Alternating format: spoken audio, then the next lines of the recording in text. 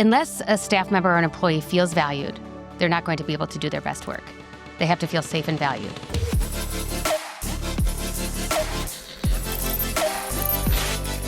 Future Current with Dr. Stephen Bean. Dr. Bean, I am so excited for people to get to meet, if they don't already know her, Allyson Apsey. She is an educator. She is a coach. I'm going to list a lot of things because she's a leader. She's an author. I feel like I'm leaving things out. What she says today about coaching will really impact a lot of people. It's really exciting. I don't even want to wait any longer. Let's get them to the show. Let's do it. Allyson, for those who do not have the pleasure of knowing you, could you tell a little bit about yourself? And, two words I think of with Allyson is friend and leadership. So can you tell us a little bit about your story and your path to leadership? Yes. I was a reluctant student, totally disengaged in school. I loved learning. I just didn't see it happening during the school day. So when I graduated from high school, I said, I don't know what I want to be, but I do not want to be a teacher because I don't want to step foot in a K-12 building again. But I went to school and studied business. And ironically, or I like to say serendipitously, one of my classes was canceled my sophomore year of college, and it was a psychology class. And the only course that would fill the same requirements at the same time was an educational psychology class. Oh, boy. Yes. So I entered that class. The professor said, who in here is going to be a teacher? And everybody raised their hand except for me. So I still had to do the volunteer experience. And my aunt was a first grade teacher in the area. So I asked her if I could volunteer in her classroom. And I remember walking in, I can see those faces still today. I remember walking into that classroom and looking at those sweet little faces, little snotty noses, and thinking, oh my goodness, you have 12 years of torture ahead of you, and feeling like so sorry for them. And I didn't know at the time that one of my core values is making a difference. I was just, 18 years old, 19 years old. But I saw the opportunity to, like Gandhi says, to be the change that I saw was needed. So I thought, at least for 1 year, the students that I had could feel seen and valued and find joy in learning. So I changed my major and became a teacher. Just because of that one incredible experience of volunteering in a classroom, right? Yes. So as listeners, they need to know that sometimes we take an education course or you go through the education program, you're required to volunteer in schools. Yes. And so that's what, and you weren't expecting that. Right. Wow. Yes. And when did you realize during that process that this is what you want to do for the next year? I think it probably was within days of pretty volunteering. Incredible. Yes. And I think, too, like a lesson in there, I love the word serendipity, which means happy accidents. And sometimes things happen unexpectedly, but have incredible results that can change our lives if we look for that opportunity, if we look for those lessons we can learn through the experience. So now, do you think you were doing that more because you felt you could empathize for them and you wanted them to not experience what you experienced? yes. Or did you do it actually maybe as a way to respond to your experience? I was looking at them and thinking, I don't want you to have the same experience I had. And it's not like I went to bad schools or necessarily had bad teachers. I just didn't feel seen for the person. I was an avid reader. I loved historical fiction. And I would sneak my mom's Danielle Steele books out of her room. And I learned all about like the Russian Revolution through a Danielle Steele book called Zoya. So much so that I didn't have to study for my history class. Wow. So it wasn't that I didn't want to learn. It's just that school didn't engage me as a learner. It was compliance. I love that word serendipitous. And I wonder, am I saying that correctly? Yes. Think so. Serendipitous. I think so, Okay. yeah. I'm not going to say it one more time in case I say it wrong that third time. But Dr. Bean, have you had any of those type of experiences that you would make a connection to what Allyson shared? A serendipitous experience? I mean, I guess many examples, but I would probably, the greatest one has been recently is I get the opportunity to go to juvenile hall. because Mm. we educate directly our students there. And I go there and I play cribbage with the incarcerated boys. And just sitting across that table, yes, the game is fun, but also learning from them. Mhm. And um, it was like a light bulb that hit me that this is why we do this work. This is why I do Mhm. this work, is so that other students who have made a significant mistake in their lives could actually still want to learn, want to be the best that they could be. And I thought to myself, yeah, as a county superintendent at schools, I get to do that with these kids. I think that was serendipitous just because it was a happy feeling, but an unexpected one for me, Yeah. you know? Yeah, I love that. Keeps you tied to the why, Yeah, which exactly. is so important. It really is. Well, I see you both very connected to your why. And a big part of that is the young people and as well as the adults, right? And Allison, one thing that I have loved learning from you through your writing, through your books, is how we can really create a workplace that is engaging, right? Is that fair to say that workplace engagement is something that you have Yes, worked on? I yes. mean, I'm using a term that we tend to hear maybe more in a corporate space, but as far as just, making sure that we're serving everyone in our learning communities, just like people do in other workplaces. So, Mm. is there something that you can tell us that maybe we might not know, or maybe a common mistake you're seeing us make in the workplace where we're Right. Yeah. And I think, well, we know through research that as long as you're paid a fair salary or a Mhm, fair wage, that money doesn't play a factor in workplace satisfaction. mhm. But I think back to even me as a student or me as a teacher, everyone wants to feel seen and valued hmm, for who they are as an And individual. and students wanna feel successful, Yes. right? Yes. Yeah. Yes. And to that point, success and being able to lean into your strengths at a workplace is Mhm. key to employee satisfaction. And Mm. the research that I've done is not exclusive to education because, quite frankly, there's not a lot of research about teacher satisfaction in schools. But there's a Right. lot of research in general about employee satisfaction and how we can create workplaces where they're satisfied. So you're making a connection between the research you've done, and I think were you quoting Pink? I think Pink has this whole research around as long as employees are paid well, Yes. then they're motivated to do well. Yes. And so how did you go from that one moment in the classroom to now studying this workplace motivation? Right. Yes. Right? Connect that for us. Yes. So I was a teacher. I taught grades 3 through 8 Okay. and all subjects and loved being a teacher. But I was tapped on the shoulder and asked to become a leader. Mm. So I was first an assistant principal and then I became a principal. So I was able to spend 19 years of my career as a principal, which means I then am a leader of adults. Yeah. We have entire school buildings, entire districts, entire counties with adults, professionals who are there to take care of the students. And Yes. there's only a few of us who are there to take care of the adults. Mm. And we have a responsibility. And often we're promoted as educators because we're really good with kids. Mhm. And that doesn't always mean that we're really good at leading adults or we have developed that skill set yet. So what are some strategies that you would recommend so that we can create a more engaging workplace? Like how can we be better? And maybe it's for leaders, maybe it's actually for with your coworkers. What are some things that we can do to help us improve these relationships with other adults?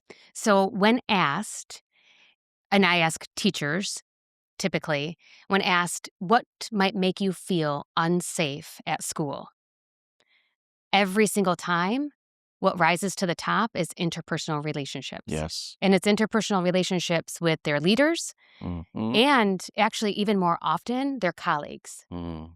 And getting along and knowing how to get along and support each other, part of that is, as we know, communication. Mm. Or the lack thereof. Mm. Because when we don't have enough information, our minds go to negative spaces. And that's true when, you walk by me in the morning and you don't glance my way.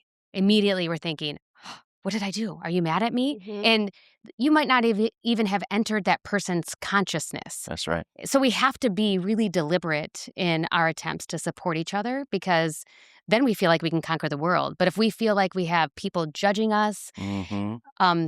talking about us behind our backs, even the smallest challenges can feel impossible. It's interesting you said that because my dissertation for my doctorate was all around emotional intelligent Mm. leadership.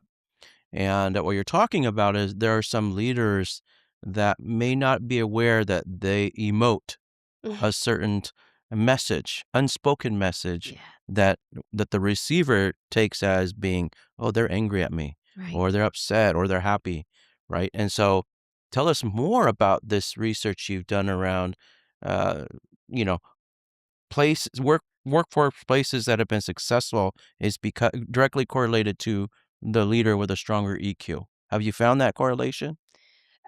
In my own research, Yeah. yes. Okay. In my practice, like I get to visit hundreds of schools Yeah. every year across the country, and I get to see very successful leaders with that high EQ, Mm-hmm. and I get to see leaders who are really struggling, who haven't developed that emotional intelligence. What are the 4 components of emotional intelligence? Yeah, in my research, Goldman, who was the founder of emotional intelligence back in the 70s, felt that we have this self awareness. Do people have self awareness about their own emotions? And then once they are aware of their own emotions, how do they manage that? So it's self management. And then we have social awareness. How are we aware of the setting in which we're in, where there's people that gather together? And then, of Mhm. course, social management. How do we manage those particular emotions? And so when leaders have strong um, EQ, we're saying they have strong social awareness or strong self awareness, self management, social awareness, and social management, So it's like the internal and the external. Like internal and I'm external. managing what's happening in here and I'm managing the relationships Yep, with others. exactly. And I think that's really important because Allison, we don't want to see the burnout. We don't want to see the quiet quitting.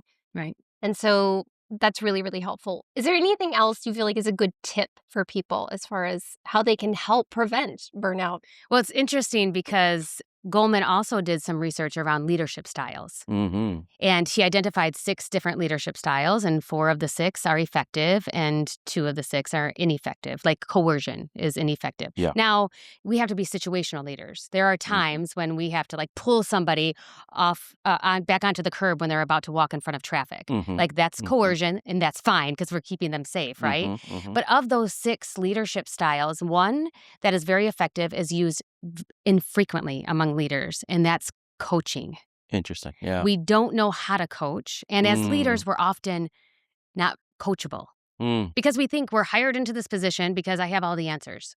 And most people, when they think of coaching, they think of like coaches in sports, Sure. where you see coaches that are really hard on their players or strict or fundamentals, right? So your definition of coaching, how is it different, or how is it similar? There are a lot of similarities because coaches on the field are providing feedback. Mm-hmm. There's mutually agreed upon goals that they're Mm-hmm. providing the feedback. They're relentlessly focused on the goals. Mm. They are not they're not going to withhold the feedback for fear of damaging the relationship. Because if we withhold feedback for that reason, it's not a coaching relationship. It is Mm. a collegial relationship or a friendship. And we in education, and I think across industries, we hire coaches, but we don't always invest in the professional learning that has to happen in order to develop those coaching skills. Mm. We can't just call ourselves coaches and assume that we're going to develop the independence. Yeah. That's what the goal of coaching is to help you develop the skills so you can Yes. run with them and you Yeah. don't have to rely on me and independently have them. And in order to do that, we have to stay curious longer. We have to Mm. ask better questions, and we have to have those mutually agreed upon goals and provide feedback, honest feedback and candid feedback based on the goals. Mm. So you're saying, as a coach, Yes. we need to do that. Yes. Mm. What are some specific examples of things leaders can do to be coachable? Number one is to seek out honest, candid feedback. Mm. And that's not easy to do as a leader because the people who you're leading aren't always going to be honest with you and provide that feedback. That's right. But if you find that person who can give you that honest feedback on mutually agreed upon goals, then you can learn and grow and be coached. But a lot of leaders think that continually learning, like going to professional development, reading professional books, is the same as being coachable. Mm. And that is not. The key to being coached is honest feedback. Okay. So, and the key to honest feedback is finding someone who can be honest with you. So it's maybe finding someone you have a relationship with, right? I mean, is that two individuals have to have a relationship for one to be able to give your honest feedback to the other to receive it. Is that right? Or I think absolutely. Like yeah, you have to have psychological safety, Mm. yes. right? So you have to be willing to be honest and you have to be willing to hear that honest feedback. And that does take having a relationship. So where does a CEO go to get this honest feedback? It could be reaching out to another CEO. Okay. And I mean, you could even have a mutual coaching relationship. Uh-huh. I'm able to coach a lot of leaders, and having somebody who's outside the organization or outside the district be able to have that lens Mm, where and I say to people I'm coaching, I'm not your friend. mm, We will be friendly. I care about you and I'm invested in your success, but you have friends. You don't have other coaches. My yeah. job is to be your coach. Yeah.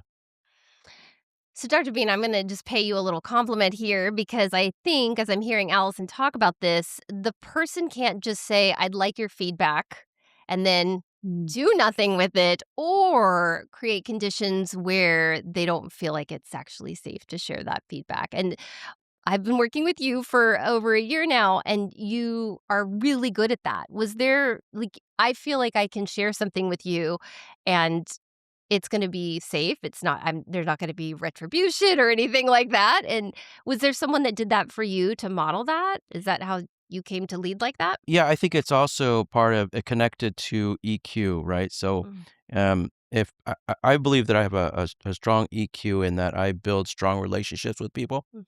and so when I have good relationship with someone, I know that when, for instance, you're giving me feedback, it's really to improve the work that I do, and that's actually a compliment because you want me to improve Mm. the work that I do, Mhm. right? And when somebody can't be open and honest about ways that I should improve, I kind of question if they want me to succeed, Mm. And I really think we owe, as leaders, we owe it to people that we lead authentic, open, honest feedback because the person may go through life not knowing they need to improve in that area. And guess what? We've done them a disservice, Yes. you know? Honestly, no notes. That was a great response. So, Allison, something else that you talk about, and I connect it to mattering and feeling valued in the workplace, is this feeling that really we do need to feel valued and not just needed. That's a really interesting, like, Mhm. nuance there, isn't it? Can you talk Yes. about, Mm, like, how that's different and why we need to be responsive to that? One of my favorite quotes from one of my books, which I didn't write this quote, so I'm not bragging about myself, but I wrote a book called What Makes a Great Principal, along with George Couros. And I think it was George who said, there's a difference between being valued and feeling valued. mm, And when you think about what bridges that gap between being valued and feeling valued, and it's communication. Well, first of all, the leader has to see value. And unfortunately, there are leaders in education and across other industries that have employees or staff members mm, where they don't see their value. mm. So, of course, that staff member is not Why going to would a feel valued. leader not be able to see a value in a teammate or an employee? What gets in the way of that?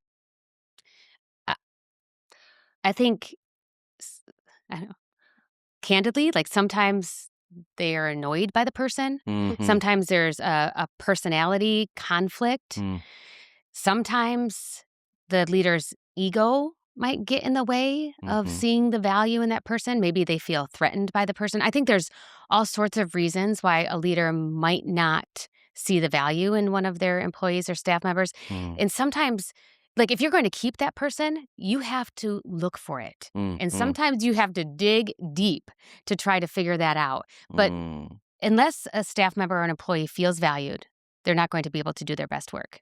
They have to feel safe and valued.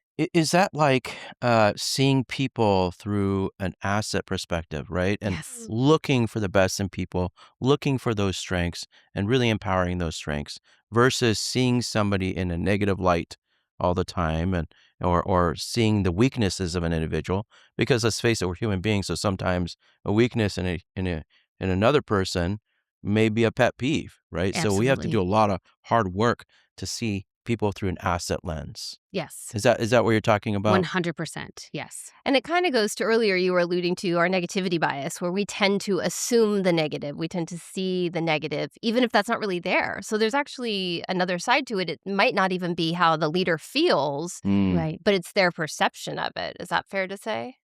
Yes, absolutely. Because again, yeah, without information, our minds go to negative Yeah. places. So it sounds like that leader needs coaching, Yes. right? Yes. And so And to is be that coachable. yeah, and has to be coachable. So where can a leader go? Like a principal or even a superintendent or a CEO, where can they go to be coached in those ways so that they start to see their employees through this asset perspective? One of the ways is to identify a colleague outside of the organization Mm, who maybe is in a similar position, who could provide that coaching and feedback, mm, and maybe even have a mutual coaching relationship where you do that for each other. I mean, you could hire somebody like me mhm. and somebody from outside the organization who is a coach and can come in and provide that feedback. Tell me about so you provide coaching for Yes. leaders. Um, when is coaching of leader when you bring in a third party come into your organization, when have you seen it be the most successful versus, fly-by coaching, Yes. right? So tell me more about that. Yes. Well, first of all, you hit the nail on the head earlier with you have to have that relationship of psychological safety. Yeah. Like you have to feel like you're safe to be vulnerable in my presence. Mhm. And I have to feel like I'm safe to provide that authentic feedback for you. And so establishing that relationship is crucial first. Yeah. And and then it really needs to be job embedded and over time. It cannot be So once or twice. consistent It has and to be yeah, consistent. And it could be consistent once a month. It could be, yeah. consistently once a week, but it has to be routine so that you can give feedback on what's happening right now. What do It you needs say to to be people current. that say, "Well, people don't change at the end of the day." You've done this and you're an expert in coaching. When you do it right, have you really truly seen someone change in their leadership style? Yes. When we meet them where they are. Mm, And that's that whole idea of we have to stay curious a little bit longer. Like we mm, have to ask Mm. more questions. I've seen instructional coaches go into classrooms, do an observation, and then they have a meeting with that teacher afterward. And what they're saying is, hey, why don't you try this strategy mm, or this strategy without going back to the why? mm. Like, you can ask that question of what do we want students' brains to be doing right now? What Right. do we want their cognitive engagement to be? And then how can we remove barriers for that and create the conditions for success? Hmm. So we have to engage in those types of questions in order for growth to happen. Like Mm, I can take a strategy that you suggest and implement it, but that's not going to be sustained growth. mm, All right. So we've talked about communication, we've talked about coaching.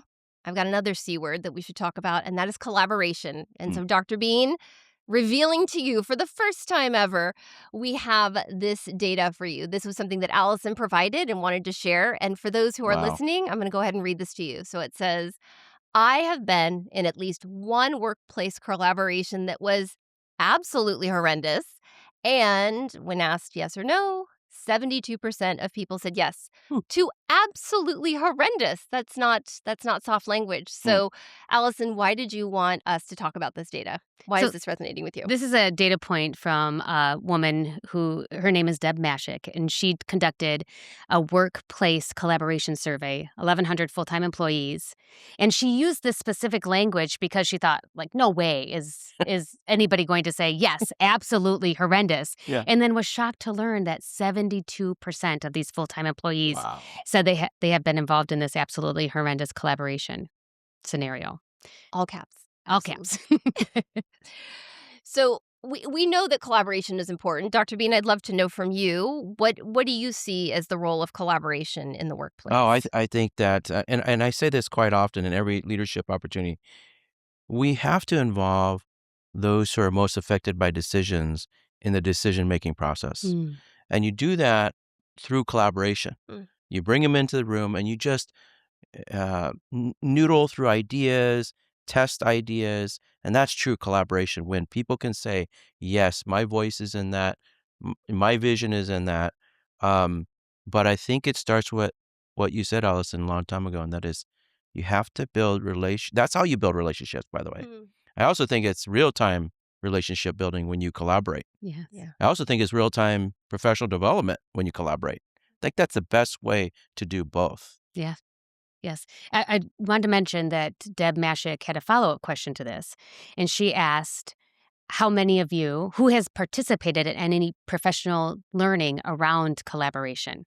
And again, this is across industries. Uh-huh. So 72% of people have been involved in or horrendous collaboration experience. Only 25% of people said that they have been involved in any kind of professional learning Wow. around collaboration, Wow. which again is shocking. And we have to recognize that collaboration is not a personality trait. Mm. It is a skill that can be developed. Oh, absolutely. So only 25% had any kind of professional learning around collaboration. Right. Because I love what you talked about with getting stakeholders in a room Mhm. and siphoning through all of these different ideas to come up with the best solution. But key to that is that everybody in that room is equally valued Yes. and feels equally valued. Doesn't matter level of experience, what your title is. If true collaboration is happening, everyone around the table bears equal value. This is really shocking because this tells me in general, in organizations, it would say that most people don't feel a sense of collaboration. Yes. That's pretty shocking. Hmm. And you're saying that we can explicitly train it, Yes, we can. right? So tell us some of those ways if there's a CEO or a superintendent interested. Well, one interesting thing is the role of super facilitators in collaboration. Hmm. So there is some research around how to have a great team. And one of the only ways to have a great team is to have a super facilitator on the team. Hmm. And that's somebody who can keep the ball rolling, who can play to the strengths of Yes. everyone on the team. Yeah. And I was asked, okay, so what if a team doesn't have a super facilitator? And the answer is, well, maybe it can be an okay team or a good team. It just can't be a great team without at least one super facilitator. So fascinating you say that because I found that, yeah, teams that I'm in or I've been around, though, when you have really masterful facilitator, you get a lot of great ideas out there, Mm. a lot of great collaboration. And then those that go up there and try to direct the course of the meeting Yeah. through an agenda or whatever, people leave that room feeling they didn't collaborate. It was Right. already set in an agenda. Yes. Yeah. That Yeah. super facilitator can be super intentional, making sure that every voice is heard. Yes. That even the person who doesn't feel as comfortable speaking up gets an opportunity to speak up. So they're kind of looking maybe for those blind spots. Is that fair to say? Yes, absolutely. Is that super facilitator the leader of the organization? No, it doesn't have to be the leader of the Should it be? organization. And quite frankly, it's better if it's not. Interesting. Mhm. Because there is, like, when we sit around a table with our leader, of course we're going to be turning to the leader unless we're deliberate about having someone else be the facilitator. Mm. And then the leader can be just an equal member of that team, Mhm. which that's true collaboration.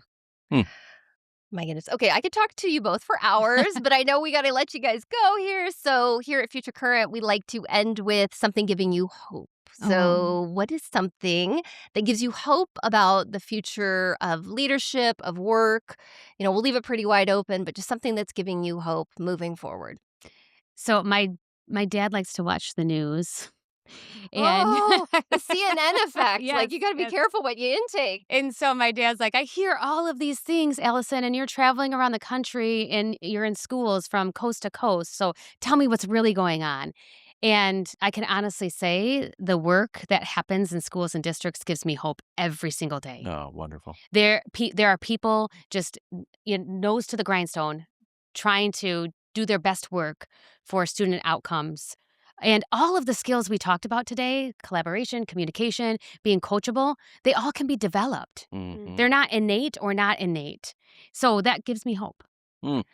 So it's not just what's happening on the news. Is this okay? That's shocking. No, I know it's a really important point is to know that there are really, really good things happening in schools and in the workplace, and there's a lot of hope in that. There So, is.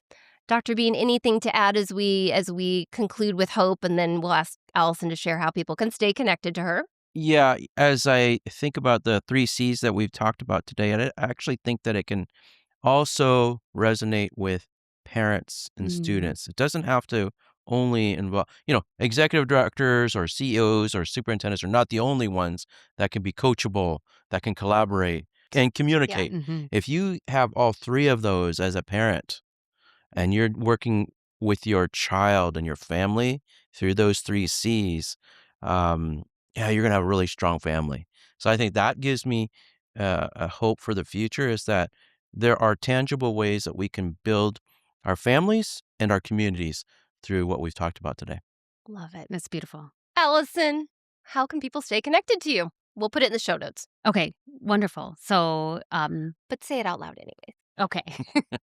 So my email, if you know how to spell my name, Oh you my can Lord, you're just giving out the email? I don't know. What am I supposed to say? You get whatever you want. That's up to you. My This phone is your- number is Yeah, this is your chance. You can do your website. You can do. Okay. I mean, don't do Social Security and birthday. That's never a good combo to be passing around. But Okay. So you can, if you know how to spell my name, you can find me on all the social medias at Allyson Apsey, or my website is AllysonApsey.com, or you can email me, AllysonApsey@gmail.com. Yeah, but spell your name Allison. ALLYSONAPSEY. That's right. Because I would have typed in an I, A-L. Thank you. Yes. Thank you for listening to Future Current, a podcast from the Orange County Department of Education. If you enjoyed this conversation, please follow, rate, and review Future Current on your favorite podcast platform. The opinions expressed by guests on this podcast are their own and do not necessarily reflect the views or positions of the Orange County Department of Education, its leadership, or staff. To learn more about the programs and people shaping the future of Orange County, visit ocde.us.